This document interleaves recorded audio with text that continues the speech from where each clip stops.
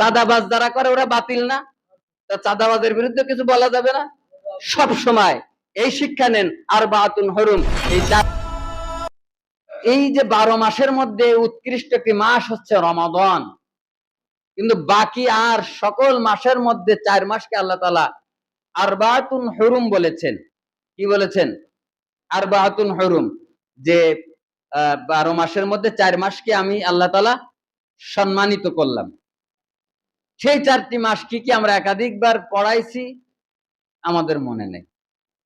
সেই 4টি মাস কি কি এটা বলতে পারবো? প্রথম মাস, এই যে মাস এটা আছে, প্রথম হচ্ছে জিলকদ, জিলহজ, মুহররম, 3টা ধারাবাহিক।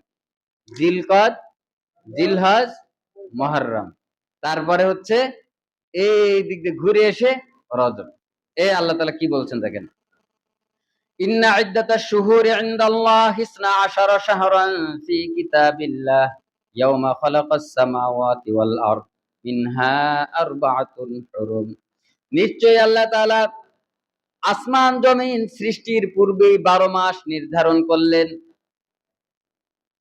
ইয়াওমা খালাকাস সামাওয়াতি ওয়াল আরদ, যেটা আসমান এবং জমিন সৃষ্টির আগে তিনি নির্ধারণ করেছেন।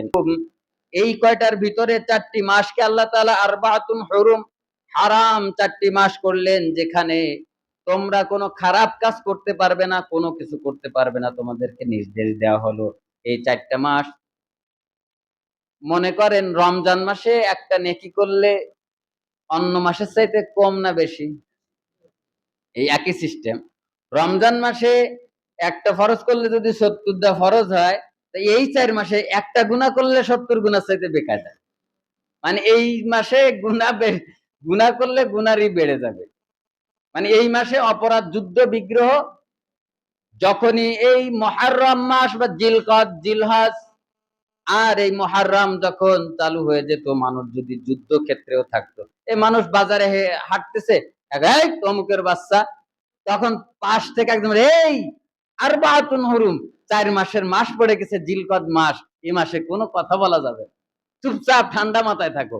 তার মানে এই মাসে যদি তুমি ঝগড়া বিবাদ করো, গালাগালি করো, অন্য মাসে একটা গালি দিলে একটা গালির নেকি না গুনাহ? একটা সওয়াব। একটা গালি দিলে একটা সওয়াব। তাহলে এই মাসে একটা গালি দিলে যদি অন্য মাসে একটা হতো, এখন কি হবে? বেশি হবে। এই জন্য এই সময় যদি এই 4 মাসের মধ্যে কেউ যদি বাদাবাদি করত, ঝগড়া বিবাদ করত, সঙ্গে সঙ্গে নিজেকে কন্ট্রোল করত, অথবা তার মনে না থাকলে পাশ থেকে মনে করায় দিত যে এই 4 মাসের মধ্যে কোনো যুদ্ধ, বিগ্রহ, ঝগড়া কিছুই করা যাবে না।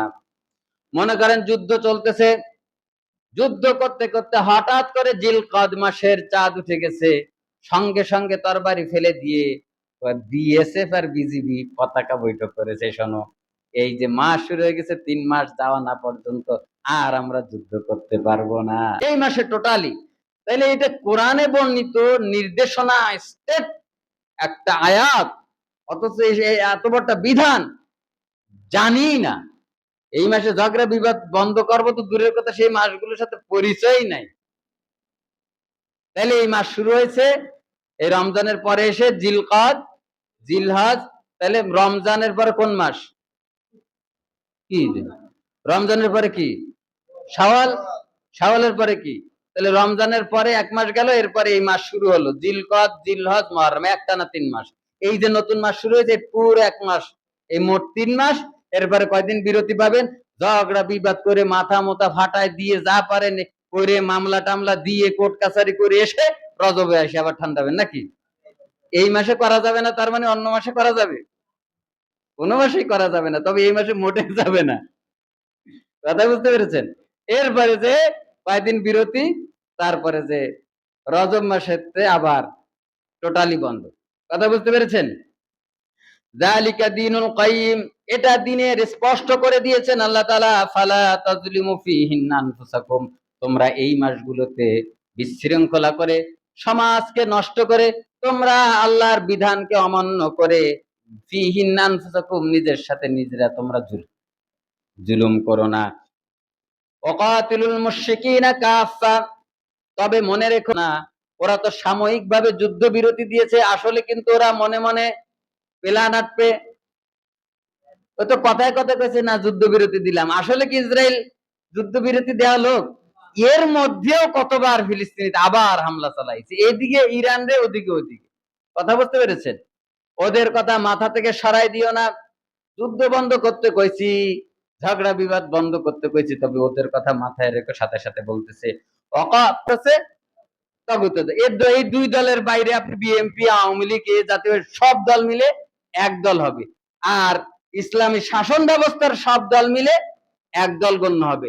সেখানে কিন্তু এই শব্দ ব্যবহার করেছে, ফি সাবিলিল্লাহ বলে এখানে প্রকাশ করেছেন, এখানে বলেছেন ওয়াকাতিলুল মুশরিকিনা কাফা। এই যে যারা একজন মুসলিম নামাজ পড়ে, রোজা রাখে, হজ করে, সেও যে কুফরি করে বা সেও যে কাফেরের তালিকায়, এটা অনেকে বোঝে না। ইসলামের মধ্যে প্রত্যেকটা আয়াত যে মান্য না করবে, সব মানি, শুধু ইসলামী হুকুমত মানি না। কোনটা?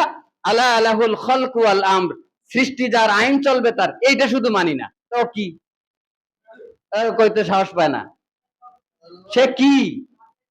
প্রত্যেকটা মুমিনের আল্লাহর দলই করতে হবে। আল্লাহ তাআলা বলতেছে ওদের কথা মাথায় রেখো না, ওদের সাথে যে সংগ্রাম করতে হবে এটা তোমরা মাথায় রেখো। ওয়াকাতিলুল মুশরিকিনা কাফা কামা ইউকাতিলুনাকুম কাফা ওয়ালামু আন্নাল্লাহা মাআল মুত্তাকিন। আল্লাহ তাআলা বলছেন ওয়াকাতিলুল মুশরিকিনা, ওদের বিরুদ্ধে সংগ্রাম, জিহাদ, যুদ্ধ সবকিছু তুমি রাখবে। কেমনে রাখবে? কাফাতান কামা ইউকাতিলুনাকুম কাফা, ওরা যেভাবে তোমাদেরকে হত্যা করেছে তোমরা তাদেরকে ওভাবে হত্যা করবে। কাফা, ওরা তোমাকে, ইসরায়েল যেভাবে ইরানে হামলা করছে, ইরানও কায়দা করে সেই কায়দায় দিয়ে দিছে, সমানে সমান হবে, কোনো ছাড় নেই। এটা কি জঙ্গিবাদের আয়াত হয়েছে নাকি? তোমরাও তার প্রতিশোধ হিসাবে তার বিরুদ্ধে একইভাবে তার প্রতিশোধ তোমরা নিয়ে নিবে। ভাবছে কি খালি সুবহানাল্লাহ আলহামদুলিল্লাহ বাস শেষ? যা সঠিক জায়গায় সঠিক পদক্ষেপ নেওয়ার জন্য আল্লাহ তাআলা নির্দেশ করেছেন। আল্লাহ তাআলা আমাদেরকে এই নতুন বছরের থেকে আল্লাহ তাআলা এই যে আয়াতে কারিমার মাধ্যমে আমরা যেটা বুঝলাম, যে আর এই আরবি এই 4 মাসের মধ্যে আমরা কোনো ঝগড়া বিবাদ করতে পারবো না, এবং কুফরদের কথা যেন আমাদের মাথা থেকে না যায়। যে কোনো বাতিলের বিরুদ্ধে আমাদেরকে সব সময় সোচ্চার থাকতে হবে। বাতিল, চাঁদাবাজ যারা করে ওরা বাতিল না? চাঁদাবাজের বিরুদ্ধে কিছু বলা যাবে না? সব সময় এই শিক্ষা নেন, আরবাতুন হুরুম, এই 4 মাসে ঝগড়া বিবাদ করেন আর না করেন, পরের মাসগুলোতে সঠিক জায়গায় সঠিক আপনারা শিক্ষা দিয়ে চলবেন। এটা হচ্ছে মুমিনের একটা স্পষ্ট বার্তা, আল্লাহর পক্ষ থেকে। মানার তৌফিক দান করেন।